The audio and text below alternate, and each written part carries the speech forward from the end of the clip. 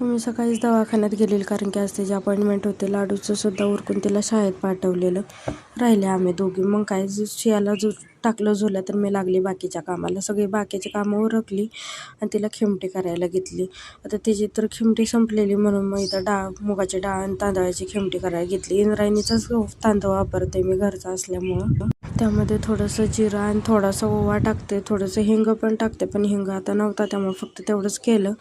गार करून घेतलं आणि मग नंतर म्हणलं मिक्सरला फिरवा येईल. मग मी पण जेवण वगैरे करून घेतलं. शियाला खिमटी वगैरे चारून घेतली आणि तिची दिवसभरात एवढी कपडे पडतात ना, दिवसभरात नाही म्हणलं तरी 5 ते 6 ड्रेस तिचे बदलायलाच लागतात.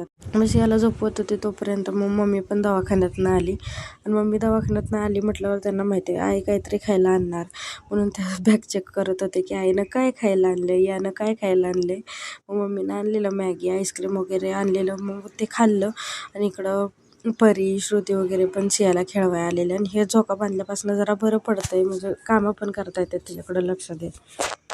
पार्सलवाल्याचा फोन आलेला की मॅडम तुमचा पार्सल आलं. मग परी म्हणली का की मी घेऊन येते. म्हणलं बरं बाई जा. आणि इथं पार्सल खोलण्यासाठी या दोघींचे भांडणं. म्हणलं दोघींनी मिळून खोला, भांडणं नको.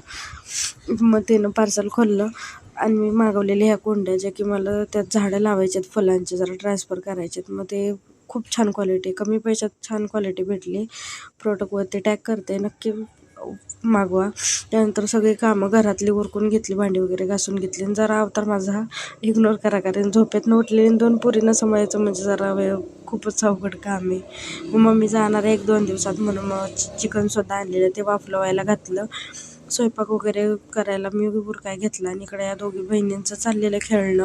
म्हणजे मोठी दीदी छोट्या दीदीला अभ्यास शिकवत होती. बघा कसं शिकवते.